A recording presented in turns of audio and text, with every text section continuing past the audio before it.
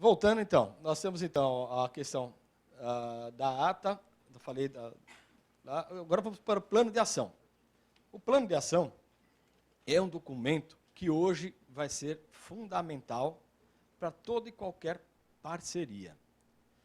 Agora, eu chamo a atenção uma situação, mas eu não tenho parceria, eu não trabalho com o governo. Então, vamos pensar o seguinte, a influência que se vai ter no setor através do que vai estar sendo imposto por uma lei que é de parcerias. Uma lei que trata dos antigos convênios, ele impõe que o principal documento na relação de parceria é o plano. Só que o plano não pode ser mais feito como era feito anteriormente. Que era qualquer coisa escrita, não. O plano é o planejamento, é o orçamento, é o projeto que a entidade vai desenvolver para períodos. Por exemplo, no SEBAS, você tem que ter no mínimo para 3 anos. Teve um período do SEBAS que pediu para 5 anos.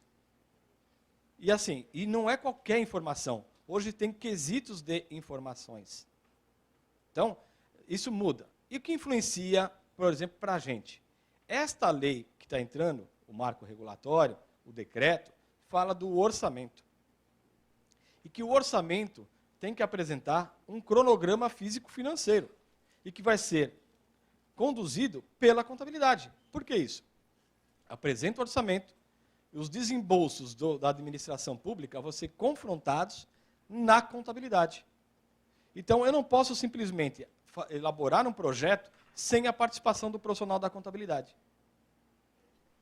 Então, o profissional da contabilidade, por quê? Ele precisa saber quais são as rúbricas que serão elencadas, por exemplo, no projeto. Quais são os detalhes daquele orçamento que eu vou ter que mostrar na demonstração do resultado, no balanço patrimonial, na nota explicativa. Quais são as contas que eu vou ter que abrir no meu sistema, no meu plano de contas, ou no meu centro de custo, para que eu consiga comprovar a execução de um determinado orçamento. Então, a lei, o marco regulatório, ele está muito fundamentado nessas questões da profissionalização de um projeto, aqui tratado como plano de ação, plano de atendimento, plano de trabalho, ou mesmo tratado como projeto. É importante que tenha a participação e o conhecimento do profissional exatamente aqui. E aqui, uma linguagem única. O estatuto conversa com a ata, que conversa com o plano, com as demonstrações, com o relatório. Eu não posso ter informações que não coincidem, que não falam uma com a outra, que não falam a mesma coisa. De repente, eu estou falando que eu sou uma entidade educacional e lá na demonstração do resultado tem um hospital. Então, lógico, eu coloquei uma coisa muito mais diferente, mas quantas vezes a gente viu isso? E resultados, então? O que está no relatório de atividades não bate com o plano, que não bate com a demonstração contábil. Então, isso não pode acontecer mais. Então, isso nós temos que estar participando. E aí vem a gestão contábil, vem o nosso trabalho também. Então, o nosso trabalho não pode ficar mais somente no escritório. Nós temos que assessorar essas organizações para que consigam contemplar toda essa legislação. O plano tem que ter, eu falei para vocês, então tem que ser profissionalizado, tem que ter conteúdo técnico, tem que ter a participação do profissional desde a formulação do projeto, e não somente depois que fez o convênio, a parceria. É já no início, porque eu tenho que receber a documentação, a informação, já de uma forma estruturada para contabilizar de forma adequada. Eu tenho condicionantes. E quais são essas condições? Quais são as coisas que eu tenho que prestar contas aí? E aí, vamos lá para o outro item do kit. Demonstrações contábeis. Quais são as demonstrações contábeis? Isso está na norma. Ah, mas eu não trabalho com convênio. Mas está na norma como entidade sem fins lucrativos. Sem finalidade econômica. Então, a norma determina ao profissional.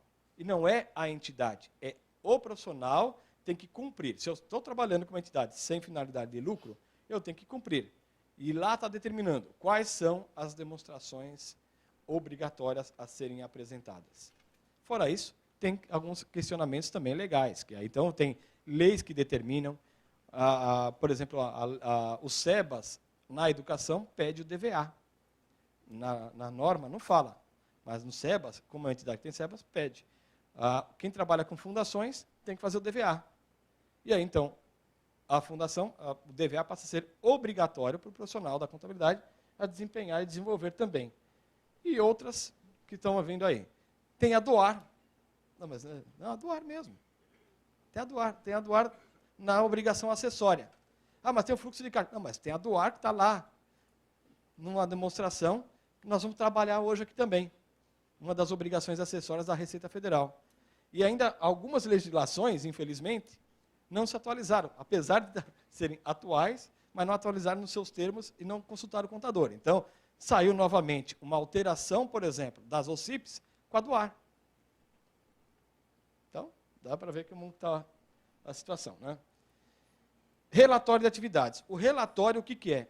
E isso, assim, se eu comecei uma entidade hoje, eu preciso desse conteúdo. Se eu vou começar a trabalhar hoje, a entidade abrir hoje, receber o CNPJ hoje, então ela tem que ter tudo. Então tem que ter projeto. Em qualquer lugar que ela vai apresentar, ela vai ter que se apresentar o que ela vai fazer, como ela vai fazer. Lógico que é importante já ter um conteúdo mais técnico, mas ela tem que ter projeto. E aí depois das demonstrações, ela executou, ela tem que fazer o histórico daquilo que ela projetou. Se eu tenho um plano, tive atividade, desenvolvimento, eu tenho que historiar isso aí. Então, esse é o histórico, exatamente o relatório. O que eu propus no projeto, no plano de atendimento, eu tenho que relatar os resultados no relatório de atividades. Então, não dá para ser não coincidente aqui. Tem que ser tudo coincidente. Eu tenho que falar o estatuto, plano, demonstração e relatório, tem que ter todo o mesmo conteúdo. Eu tenho que ter a finalidade explicitada na demonstração, a finalidade no relatório, como eu vou desenvolver a finalidade no plano. Então, eu tenho relações um com o outro. Agora, não é responsabilidade do profissional da contabilidade desenvolver sozinho o relatório, o plano. Ao contrário. O profissional da contabilidade, ele entra com as informações econômicas e financeiras, ele pode assessorar nos controles, ele pode assessorar na formulação de um bom orçamento, um orçamento para a administração pública, para um projeto da iniciativa privada. Então, aí que entra a ação do profissional. Bom, geralmente eu coloco esses slides, e aqui eu sempre repito, porque para vocês terem a dimensão da nossa responsabilidade. Então, eu coloco sempre que a contabilidade é a garantia de sustentabilidade da instituição. Por que isso? Nós falamos de imunidades e de isenções. E se nós estamos falando de imunidade, aí nós temos lá, olha o quesito da imunidade. Nós estamos falando aqui que as entidades não podem ser cobradas ou taxadas, ter impostos, as entidades de educação, saúde, até partidos políticos, templos de qualquer culto, entidades de educação, de assistência. Quais são os quesitos para cumprir essa imunidade tributária? Não distribuir qualquer parcela de patrimônio, suas rendas a título de lucro ou participação no resultado, aplicar integralmente no país os recursos de manutenção e manter, aqui o item é diretamente relacionado a nós, mas todos eles refletem no nosso trabalho. Manter escrituração de suas receitas e despesas em livros revestidos de formalidades capazes de assegurar a sua exatidão. Ali não falou em contabilidade de uma forma direta. Aonde está a contabilidade? Porque se eu falar só de receita e de despesa, a princípio, um relatório de entrada e de saída, não é? Mas aonde que está? Aqui, ó. Em livros revestidos de formalidades. Que formalidades são essas? Aí você pega as instruções, você pega as portarias, que remete exatamente que a empresa sem fins lucrativos, imune, ela tem que cumprir as normas do Conselho Federal de Contabilidade. Tem que observar os princípios de contabilidade. Então, aqui entra todo o aspecto técnico, formal do nosso trabalho. Agora, aqui também reflete e aqui também. Eu tenho aqui a distribuição. Hoje tem muitas regras, legislações, que falam da remuneração de dirigentes. A remuneração não é participação de resultado. Aqui falou o quê? Parcela de patrimônio a título de lucro, participação no seu resultado. A remuneração prevista em determinadas legislações, que não é hoje o nosso tema, mas é bem diferente dessa distribuição.